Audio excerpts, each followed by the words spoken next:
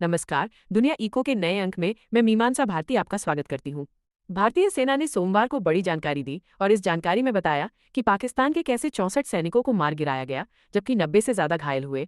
और ये है वो ऑपरेशन सिंदूर के सबूत जो कुछ लोग मांगते फिर रहे हैं। जी हाँ, 22 अप्रैल को पहलगाम आतंकी हमला हुआ। आप इससे वाकिफ होंगे। आतंकवादियों ने धर्म पूछ कर मारा, ये भी आपको पता होगा। लेकिन उसके बाद ऑपरेशन सिंदूर चलाया गया और उसके बाद 6 और 7 मई की रात को जिस तरीके से हमारी सेना ने आतंकवादियों की कमर तोड़ी, पाकिस्तान की कमर तोड़ी, आतंकवादी ठिकानों को नेस्तनाबूद किया, भारत की मिसाइलों ने पाकिस्तान में आग लगा दी। फिर भी हमारे देश में ऐसे कई तबके हैं जो सवाल खड़े कर रहे हैं, जो सवाल पूछ रहे हैं कि कौन, कहां, कब, कितने आतंकी मारे गए। कुछ नहीं तो विदेश मंत्री एस जयशंकर के बयान को ही मुद्दा बनाकर विपक्ष इस वक्त हावी होने की कोशिश कर रही है। लेकिन बार बार आपसे एक ही बात कहनी है कि ये बात किसी पार्टी की नहीं थी, ना है, ना होगी। ये बात हमेशा से देश की रही है और देश की ही रहेगी। अब केंद्र सरकार ने बाकायदा ऑल पार्टी डेलीगेशन तैयार किया है जो दुनिया के बाकी देशों में जाकर बताएगा कि ऑपरेशन सिंदूर की सफलता क्या रही, कैसे हमने आतंकवाद की कमर तोड़ने का काम किया। लेकिन इन सब के बीच अब भारतीय सेना की तरफ से सोमवार को जो जानकारी दी गई उसके मुताबिक 64 पाकिस्तानी सैनिक मारे गए, जबकि 90 से ज्यादा सैनिक घायल हुए हैं। आपको बताते चलें कि भारतीय सेना के साथ साथ विदेश सचिव विक्रम मिस्री ने सोमवार को संसदीय समिति को बड़ी जानकारी दी। उन्होंने बताया कि भारत और पाकिस्तान के बीच सैन्य संघर्ष पारंपरिक दायरे में रहा। पाकिस्तान की तरफ से परमाणु खतरे का कोई संकेत नहीं दिखा। जिस परमाणु खतरे की धमकी बार बार पाकिस्तान की तरफ से दी जा रही थी, उसका कोई भी संकेत भारत को नजर नहीं आया, यानी कि वो सिर्फ और सिर्फ गीदड़ भभकी थी। विक्रम मिश्री ने इस बात पर बाकायदा प्रकाश डाला है और कहा है कि पाकिस्तान की तरफ से परमाणु खतरे का कोई भी संकेत हमें नहीं दिखा। सैन्य कार्रवाई रोकने पर द्विपक्षीय स्तर पर सहमति बनी थी। पाकिस्तान में आतंकवादी खुलेआम घूमते हैं।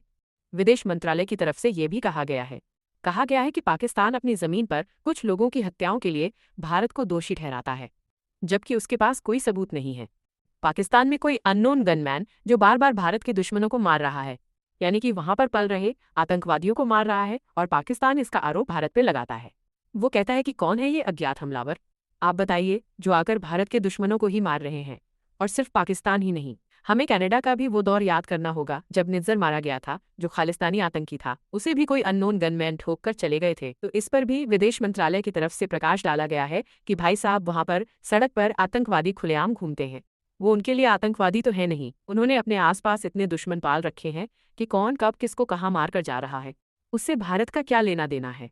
आपको याद होगा अबू कताल, जो कि हाफिज सईद का बेहद करीबी माना जाता था, उसे भी ऐसे ही मारा गया था। वो अपनी गाड़ी से कहीं जा रहा था और अचानक से अटैक हुआ और वो मारा गया। उसके साथ 2 और भी लोग मारे गए थे। उस दौरान खबर आई थी कि हाफिज सईद बच गया था।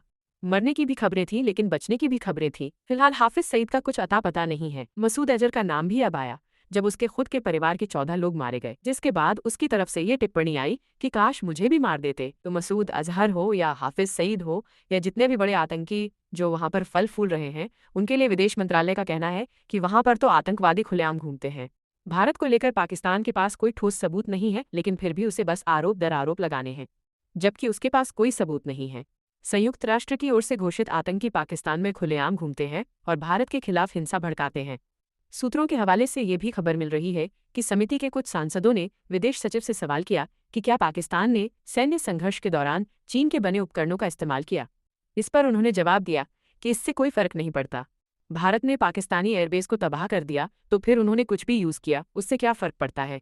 इसके बाद ट्रंप द्वारा सीज फायर पे क्रेडिट लेने वाला जो बयान सामने आया था, उस पर भी उन्होंने जवाब दिया। विदेश सचिव ने मजाकिया अंदाज में चुटकी लेते हुए कहा कि डोनाल्ड ट्रंप ने ऐसा करने के लिए उनसे अनुमति नहीं ली। किसी देश को जम्मू कश्मीर के मुद्दे पर टिप्पणी करने का कोई अधिकार नहीं है। इसी के साथ आपको ये भी बता दें कि गृह मंत्री अमित शाह का भी अभी कुछ दिन पहले एक बयान सामने आया था, जिसमें उन्होंने बताया था कि ऑपरेशन सिंदूर के दौरान ब्रह्मोस मिसाइल ने पाकिस्तानी हवाई ठिकानों को तबाह कर दिया। इससे पहले सर्जिकल स्ट्राइक हो या एयर स्ट्राइक, पाकिस्तान के कब्जे वाले कश्मीर तक ही सीमित, लेकिन भारत ने ऑपरेशन सिंदूर में पाकिस्तान की सीमा में 100 किलोमीटर तक घुसकर आतंकवादियों और उनके ठिकानों को तबाह किया है। ये जानकारी पाकिस्तान तो भले ही आपको ना दे या अपनी आवाम को ना दे, लेकिन भारत की तरफ से लगातार दी जा रही है। फिर चाहे भारतीय सेना हो, चाहे विदेश मंत्रालय हो, चाहे देश के प्रधानमंत्री नरेंद्र मोदी ने खुद आगे आकर उन सभी लोगों को जवाब दिया था जो इस पर सवाल खड़े कर रहे थे। आप सोचिए, भारतीय सेना आगे आकर सबूत दिखा रही है, देश के प्रधानमंत्री बोल रहे हैं। बहरहाल सेना या विदेश मंत्रालय की तरफ से ये स्पष्ट कर दिया गया है कि ये स्ट्राइक जबरदस्त रही। और पाकिस्तान जिन आतंकवादियों को पालता है उनके आतंकवादी ठिकाने पूरी तरीके से भारत की तरफ से नेस्तनाबूद किए गए। फिलहाल ऑपरेशन सिंदूर को लेकर आपकी राय क्या है? उस पर आपका क्या कुछ कहना है?